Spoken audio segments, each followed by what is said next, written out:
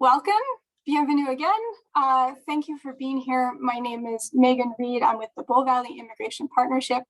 We are the host of this workshop, but this is just one of 14 events that are happening today as part of the 2021 National Workplace Inclusion Forum. The Bow Valley Immigration Partnership operates on the Treaty 7 territory of the Stoney Nakoda Nations, which include the Bearspaw, the Chiniki, and the Wesley, the Blackfoot Confederacy, the Kainai, the Piikani, and the Siksika, and the Tsuut'ina of the Dene people. The Bow Valley is also home to the Métis Nation of Alberta Region 3, but today I'm joining you from the traditional and unceded territory of the Qualicum and Snuneymuxw First Nation. We will start the workshop in just a moment, but first I'd like to note that this session is being recorded. After the workshop, we'd really like to share this recording on the Workplace Inclusion Charter website and on the Workplace Inclusion Charter YouTube channel, so that people who couldn't be here today can learn from it. But it's also very important to us that you feel comfortable and are able to participate. So therefore, we will edit out any identifying information from the Q&A portion of this workshop. And we'll explain again at the end of the session how you can let us know if you prefer that we don't share the recording at all. Just a few other housekeeping notes, and my colleague Tash is pasting these in the chat as well. We have enabled automatic transcription of today's meeting. You can use the CC option in the controls at the bottom of your screen to control what you see. And we have 3 presentations today. We'll answer questions at the very end, but please feel free to ask your questions at any time using either the chat or the Q&A feature at the bottom of your screen. Finally, yes, we will email everyone in about a week to let you know that the workshop recording and any slide decks that we're able to share are made available on the Workplace Inclusion Charter website. Speaking of the Workplace Inclusion Charter, today's events are all designed to support employers who are advancing diversity, equity, and inclusion in their organizations, especially those who have signed or who would like to sign a Workplace Inclusion Charter.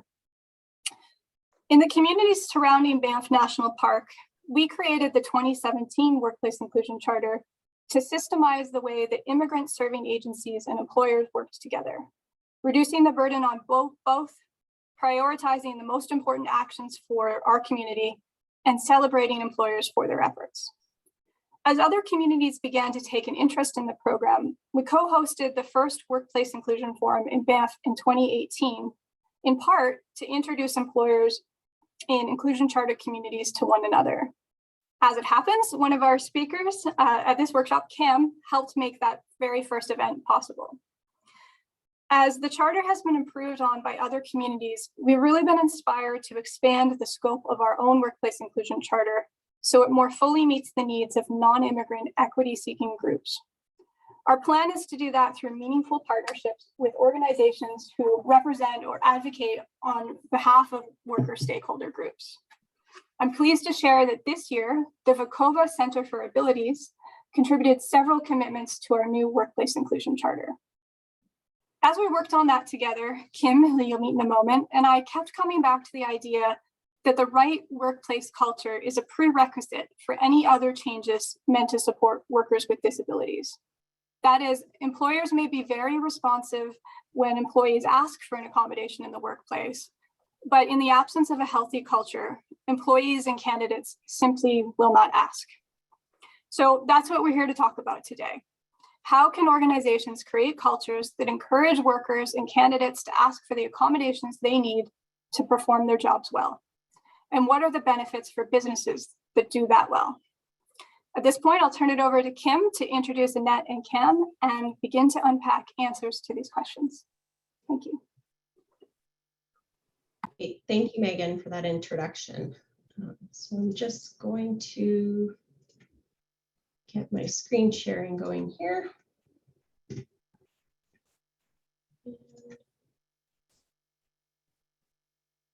Okay, has that popped up properly? I hope so. Yes, we see it. Okay, perfect. 2 seconds here. There we go. Okay, so as Megan mentioned, this morning's session will be a panelist discussion followed by some question and answer with the remaining time. And as you can see, the panelists are based in Alberta, and some of the information that you will hear today may be provincially different, as I know that there are people all across Canada attending today. So I encourage you, if you are from outside of Alberta, to seek your provincial equivalent. And if you need some assistance in locating equivalent services, please feel free to reach out to me and I'm happy to assist. So I am Kim Yager from Vecova, and I'm our Wellness Services Manager, overseeing all of our Bow Valley services, as well as our wellness services for adults with disabilities within Calgary. And I'll explain a little bit more about what we do as an organization in the next few slides.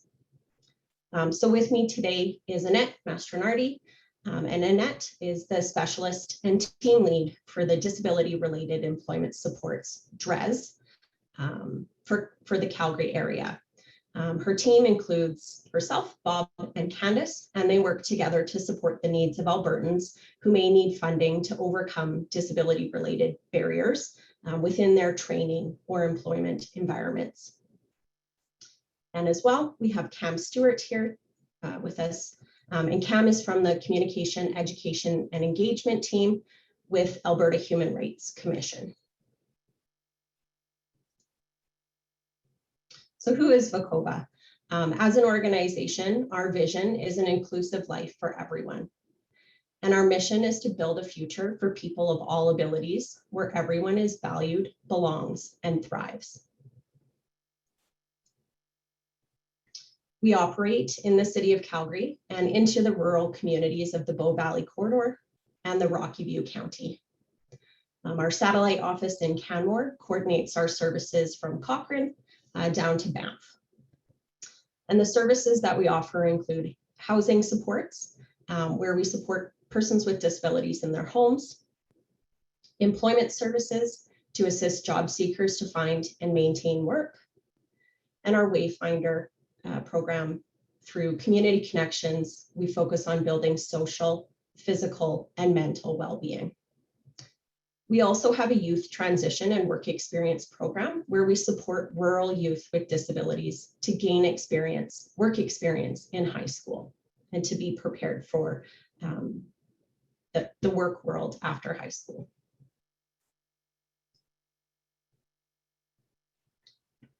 So our employment services, we work with both job seekers with disabilities and with employers.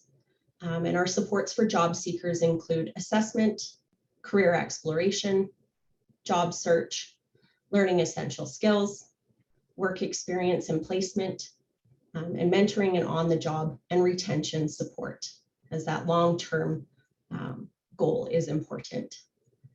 Our services for employers include understanding the business benefits of inclusive hiring, assisting a business to gain insights on how to adapt their workspaces, cultures, practices for people with barriers to employment, education on disability awareness, and of course, a connection to an untapped labor market of workers with disabilities. We also offer training through our e-learning that assists nonprofits and their employees to work within diverse teams. So we have an intercultural competence course, which is designed to raise awareness of cultural diversity in the workplace and build foundational intercultural knowledge and skills. We also offer a workplace integration skills course, which is designed to give a deep insight into the challenges and opportunities that immigrants experience as they integrate into Canada.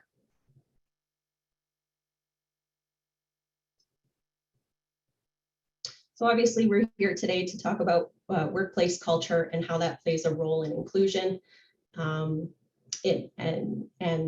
assisting workers to ask for what they need at work. And a combination of strategies can assist in building a feeling of inclusion in the workplace. So this starts with demonstrating a top-down dedication to fostering an inclusive environment. You being here today to take a part of this day of learning is that demonstration, and maintaining an ongoing dedication to learning within your leadership and broader teams.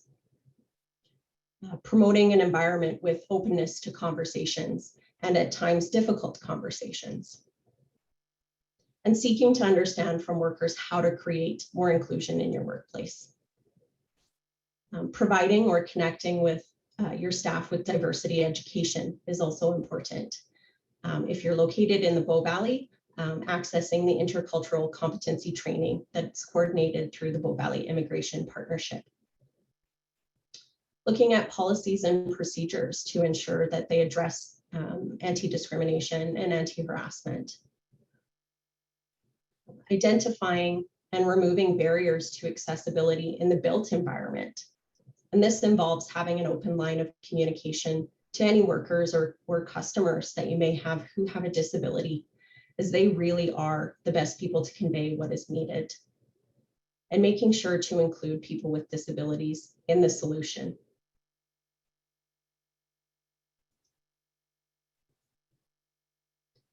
So language is important, how we speak about people with disabilities in our day-to-day life, but as well in the workplace. And it is best practice to use person-first language, which means acknowledging the person before the disability. So such as person with a disability, person living with a disability, or person affected by a disability. We also need to recognize that how we speak about people without disabilities is important.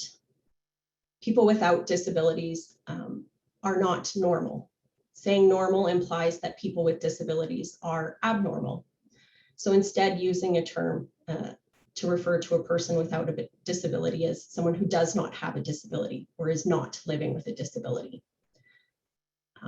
And it's important to acknowledge that while this is a best practice, know that there are differences within this large group of people with disabilities, and asking people how they prefer to be identified.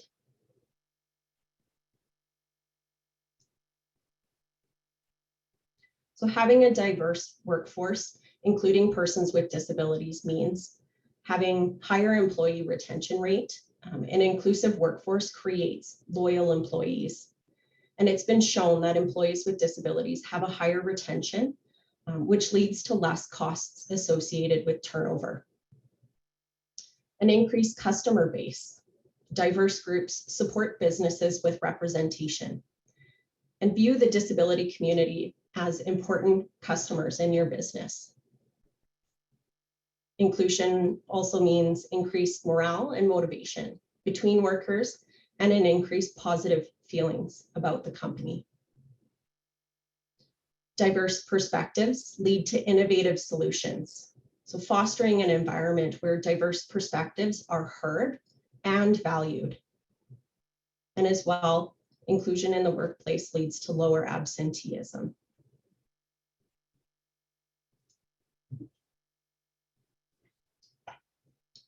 So how can you start creating a more diverse workforce? By creating a connection with a local employment service agency who works with diverse populations. In order to get to a more diverse workforce, examining your recruitment and hiring practices are important. As well, understanding accommodations for both during the recruitment process and for those who are already employed. Often the beliefs held about accommodations can be a barrier to inclusive hiring. And a common belief is that accommodations are very costly. When in reality, most accommodations cost nothing or are within a few $100s. And situations that result in more costly accommodations, employees can seek funding in Alberta from DRES, which Annette will explain later on.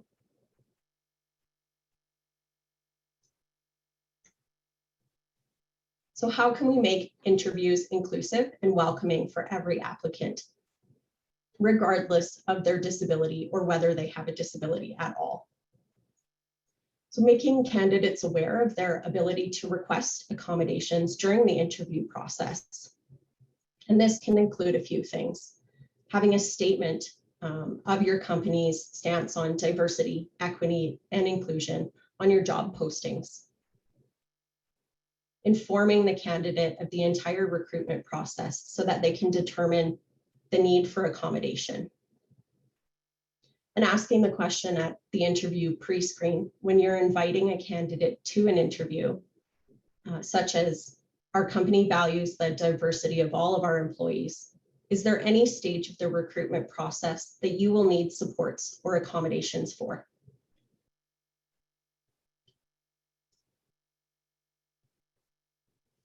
Consider alternative formats for interviews. Inviting the applicant for a tour of your workplace.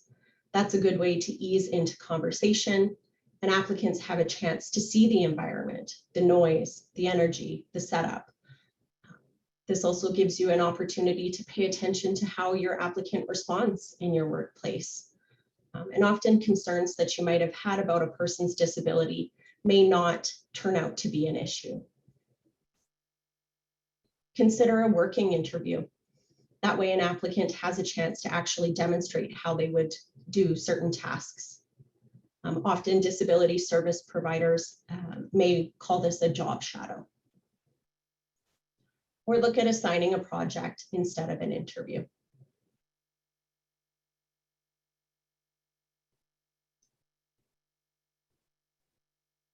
So what are some common accommodations that might be requested at interviews?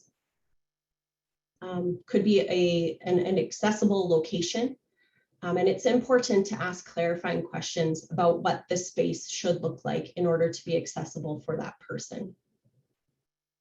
Could involve adjustments to the seating arrangements or the presence of an attendant. This might be called a personal support worker or a job coach. Looking at changing locations to a more quieter space where there's less distractions and noise, or adjusting the time of the interview, or a communication accommodation, which might include a sign language interpreter or an assistive communication device.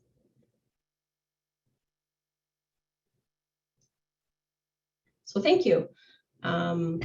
Please feel free to reach out to me if you have any questions. My contact information is here, and as well, it will be sent out in the follow-up email. At this time, Megan, I'll just ask that you stop the recording. And with that, I will pass it over to Annette.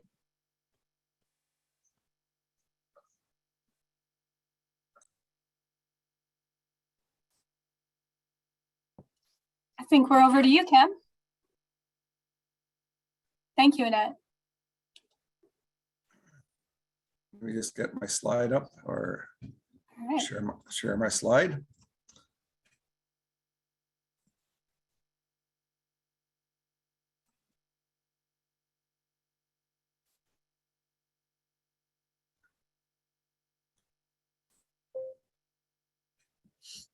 Yeah, okay, Tanzi. Good morning, bienvenido, buenos dias, shalom, Sri Akal. Glad to be here. Sorry I can't see everyone. It's always nicer to these conferences in person. My name's Cam Stewart. My Blackfoot name is Magusta Pinakum, meaning red morning. And I'm based out of Calgary, probably along with Annette, and which is, its traditional name is Mokinstis. So pleasure to be here today. And so I work for the Alberta Human Rights Commission in the communication, education, and engagement part of the shop. Our legislation, like a lot of legislations across Canada, is discrimination legislation. Even though, you know, human rights can be seen as other things like water rights and other kinds of things that people feel are their human rights. In this time of COVID, the different things that people are saying are their human rights are not necessarily discrimination and don't fall under our legislation. So what I'm going to talk today about is what I've been asked to talk about is the duty to accommodate, and the principles are very similar across the country. And the legislations are very similar, and the case law is very similar. So I'll try to be quick and cover an overview of what this is. So hopefully we'll gain an understanding of duty to accommodate under our legislation and learn about the rights and responsibilities for both employees and employers in the accommodation process. Now, our legislation, the Alberta Human Rights Act, upholds the principles of equity in Alberta, protects individuals from discrimination under specific areas and grounds, and establishes the commission, which I work for. Key concepts of accommodation is a few. One is they have to be under the areas and grounds of discrimination under the Act. Two, it should be related and connected to bona fide occupational requirements. A lot of you in the HR world would understand that, BFOR, and undue hardship. So the Supreme Court of Canada has ruled that an employer has a legal duty to take reasonable steps to the point of undue hardship to adopt policies and conditions to work to accommodate an employee based on a protected ground. This duty applies to all areas and grounds of discrimination under the Alberta Human Rights Act. One of the things I wanted to mention, I don't know if it's later on the slide, that in Alberta, just over 12% of the population as identified in the Canada Census as having a disability, where we get really over half of our complaints are based on disability. And so the protected areas include tenancy, employment practices, employment applications, and membership to trade unions.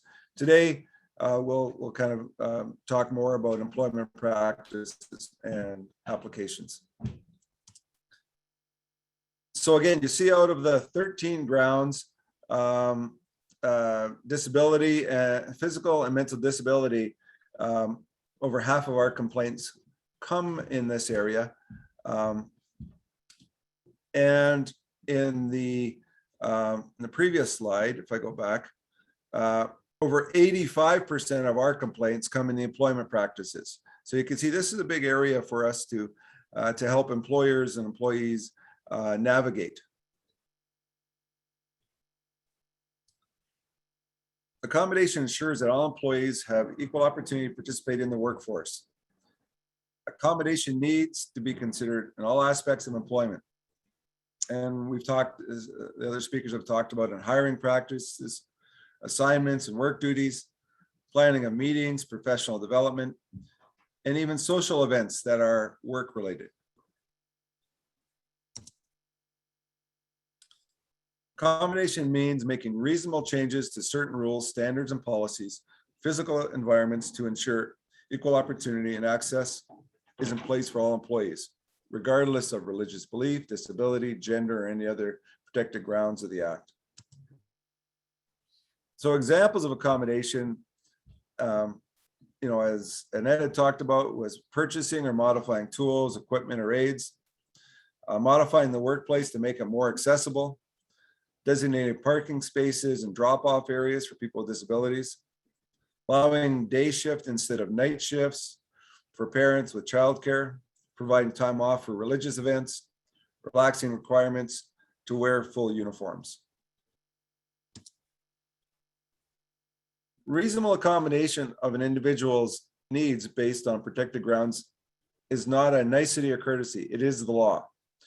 One of the things I wanted to also mention is that our legislation, as well as most legislation across Canada, human rights legislation, is primacy legislation. So it trumps any other legislation that's out there. So it is a law.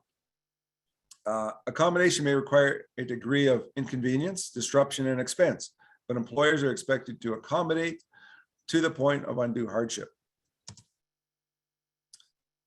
Accommodation is multi-party endeavor between the employee, the employer, and the union.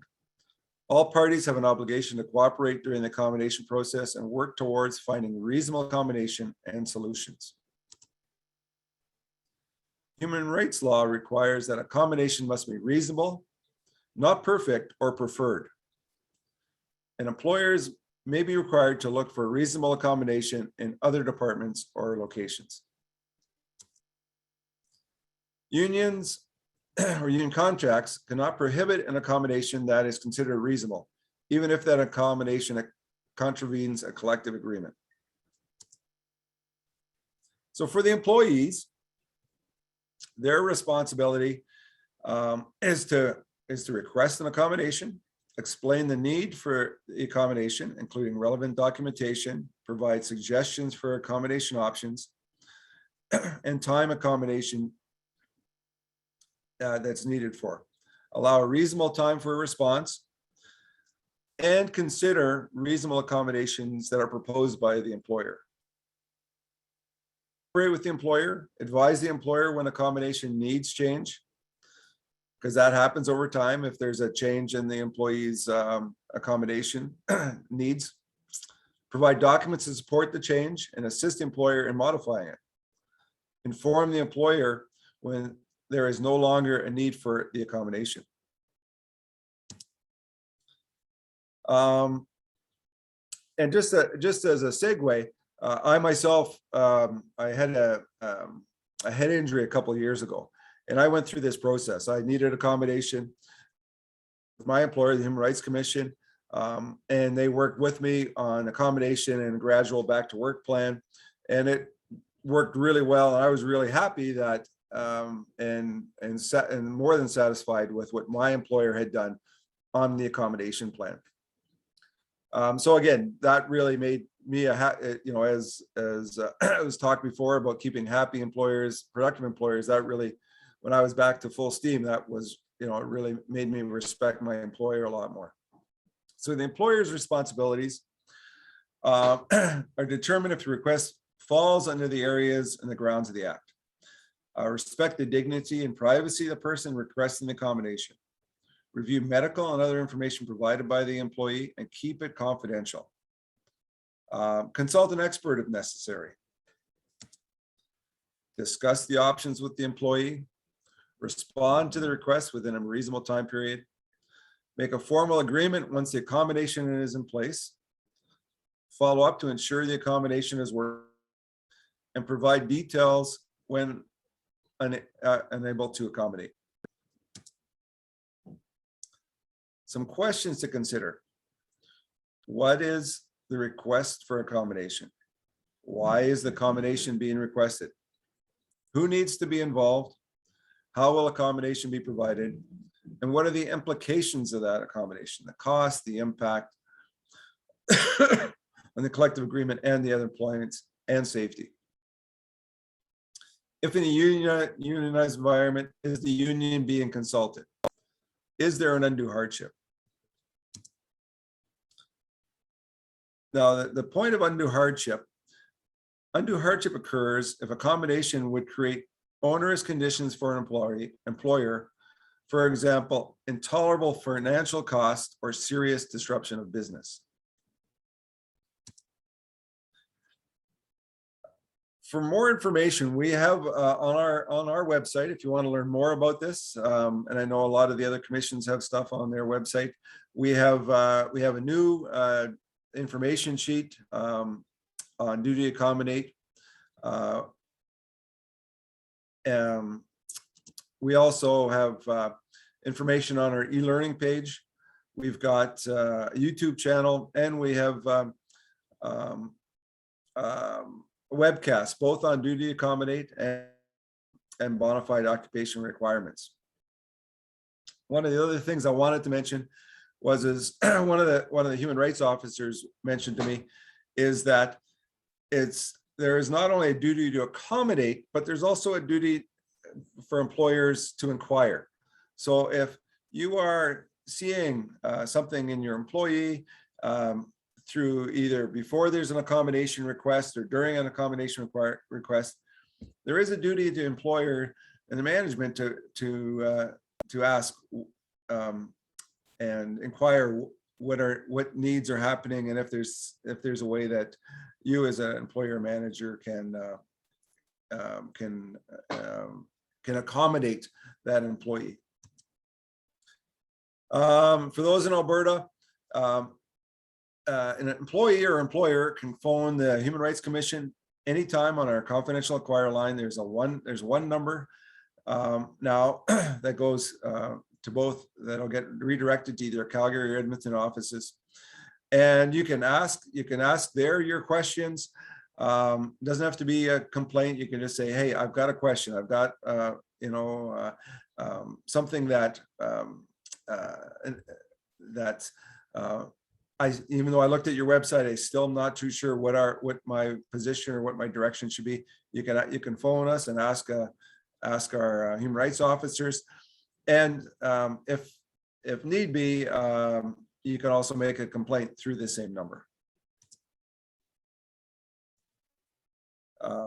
And last but not least, if you want to find more about any new resources or any new case law, feel free to sign up to our quarterly online newsletter. It's called ARIS, Alberta Human Rights Information Service. Thank you very much.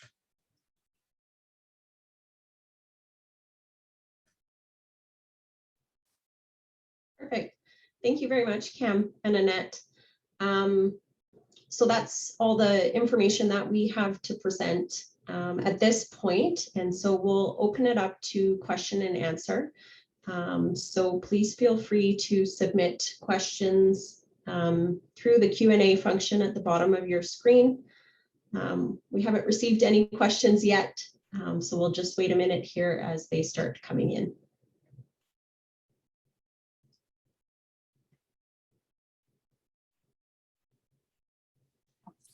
Kim, can I jump in?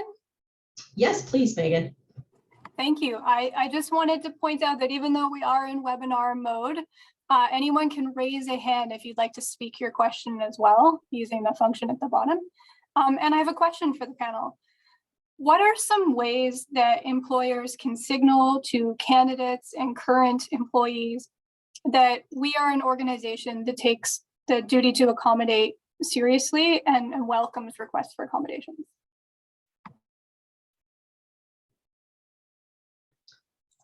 I can start, and then Cam and Annette, if you have anything else to add, feel free to jump in. I think a statement, whether that's on an organization's website or on a job posting, that indicates the company's stance on inclusive hiring.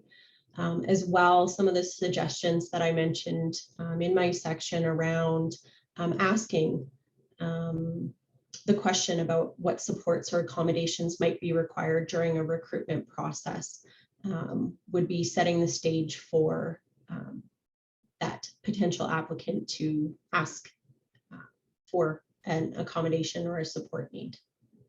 Cameron, Annette, anything else you would add? I'm just going to hitchhike a little bit on what you said there, Kim, about the inclusion statement, and just add for employers to also know what responsibilities lie behind that inclusion statement, as Kim has talked about, because I know that our clients look for those inclusion statements and they have some expectations about what it means when an employer does identify as an employer who is interested in inclusivity. And so I guess just really encouraging us all to be aware of what our responsibilities are there. Yeah, and I'd say a couple things. Action speaks louder than words. Everyone has an inclusion statement on their website these days. And so number one, it's walking the talk. And if you do the right things, that word gets around to the community. That word gets around to the disability community and the other communities of interest and practice. If you're doing the right things and you're doing the accommodation, people will know.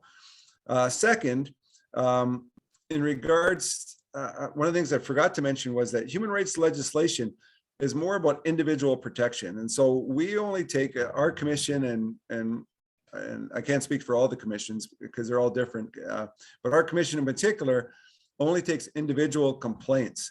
And so, which means that everyone in your organization, if they're feeling they're not being accommodated or they have to ask for that accommodation.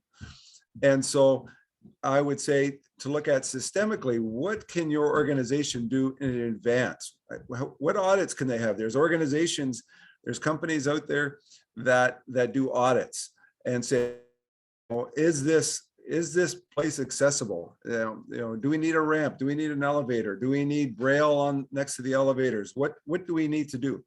And so to do an audit, so that when somebody comes into the organization, they already feel at home. They already feel that there's that this is being done. Many provinces now have accessibility legislation. Ontario, the Canada Accessibility Act, the Ontario Accessibility Act, Manitoba, BC is just implementing. Saskatchewan is looking at. Alberta is now investigating it.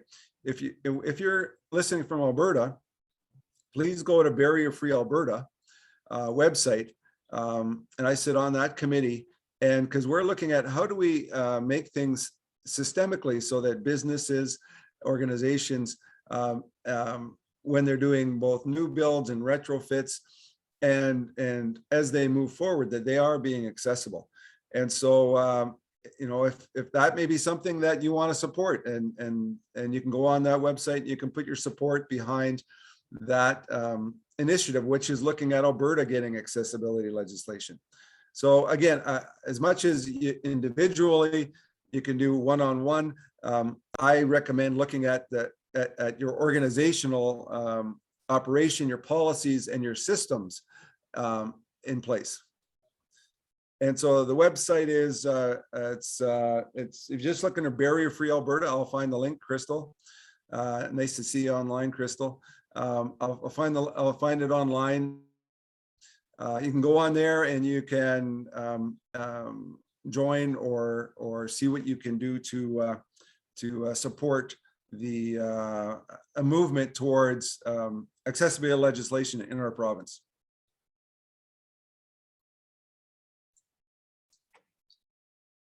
I'm going to speak quickly to just an additional resource that I am reminded of as I hear Cam talk.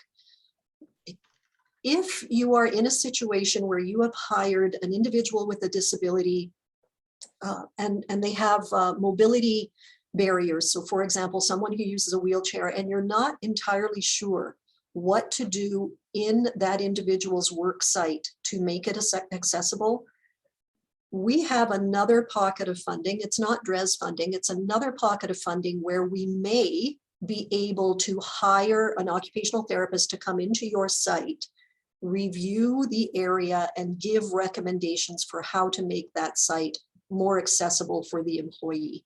So keep that in mind as well, and reach out to us if you'd like to explore that, please.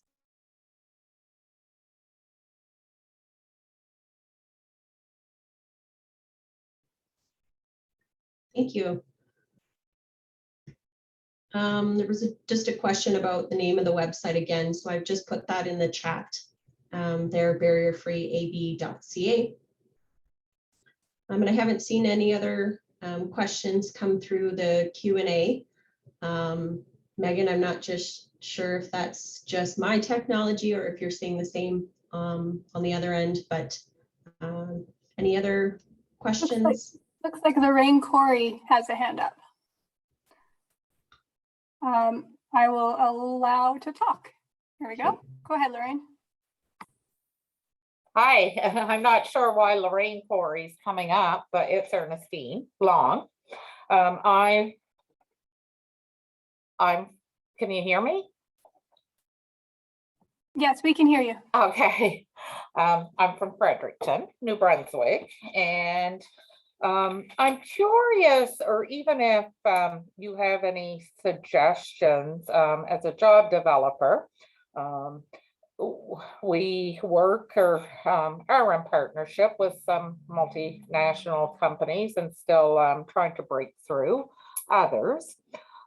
We find with some, they are very accommodating as far as having a support, go through the interview and that with them. But then things tend to kind of cease. They don't move forward from there.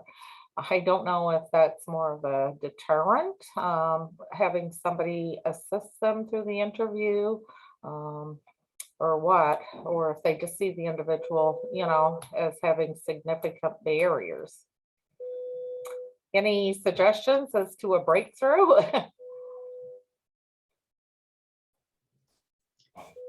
I think something that we utilize for individuals that we help that are unsuccessful in an interview is following up to get some feedback, to gather that specifically from that hiring manager as to, where the gaps are in terms of fit.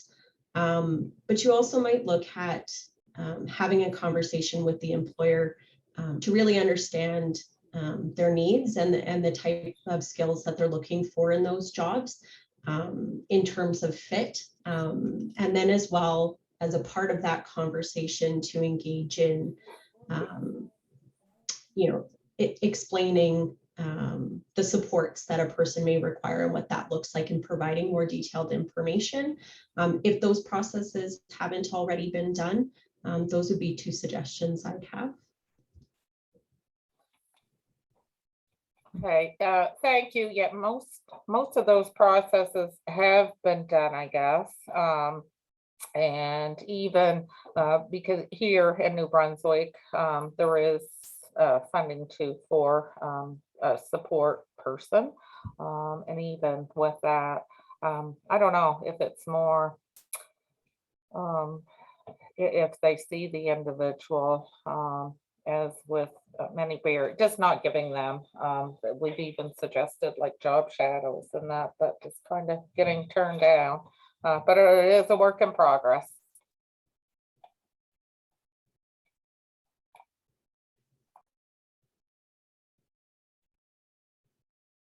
Thank you.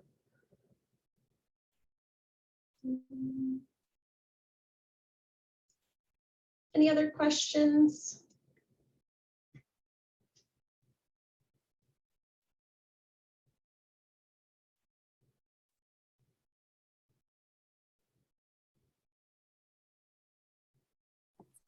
Not seeing any other hands, Kim, but maybe all the panelists can just once again put your contact information in the chat in case anyone would like to follow up with a question.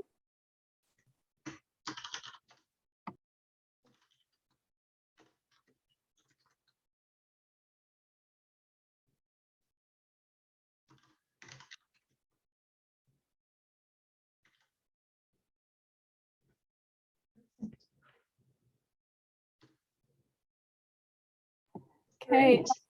go ahead, Kim. So thank you very much. If we don't have any more questions, we'll wrap up a few minutes early. Thank you so much for your time and for being here. And thank you to Cam and Annette, Megan and Natasha for being a part of this session. And please feel free to reach out if you have any follow-up questions. Pleasure to be included. Thank you, Kim, Megan, Tasha. Thank you. Have a great day. Thank you, Annette. Thank you all. Actually, I just have just a few remarks before everyone heads on their way. So yes, I'd like to thank all of our panelists for bringing this important information to the forum today. And thank you to the audience for attending. I know everybody's busy and zoomed out these days, so it means a lot to us that you've taken the time to be here. I wanted to recommend a couple of related presentations that are part of the forum. So if you go to the forum website, you can find Aaron Ball's pre-recorded presentation on it's also on our YouTube playlist. And later today, I believe at 2 p.m. Mountain Time, there will be another workshop on neurodiverse talent acquisition and retention. So please check that one out. I'd also like to remind you that portions of today's recording will be shared on inclusioncharter.ca and the Inclusion Charter YouTube channel. We will do our best to eliminate any identifying information, and Annette's presentation will not be included in that. But you can withdraw consent to share the video at any time by sending us a private chat message now, or you can email us at the addresses that Natasha will share in the chat, the address. We will email everyone in about a week's time to let you know that the recordings and slides from all of our workshops today are online. And we'll also ask you then for your feedback on this first national workplace inclusion forum. So we'd really love it if you take the time to let us know what you liked and what we can do better next year. Finally, before you go, I just want to remind you that registration is still open for next week, same time this week, networking session. This is a chance to share your own experiences and your own expertise with workplace equity, diversity, and inclusion, and connect with workplace inclusion leaders from across the country. We will also be joined during this lively and interactive session for a brief Q&A with community leader and management consultant Omar Yaqub on his presentation, which we'll be sharing shortly. To sign up, please visit the forum website, which will be in the chat as well. Okay, that's it from us. Thank you again. Enjoy the rest of the day, and we hope to see you next week. Thank you.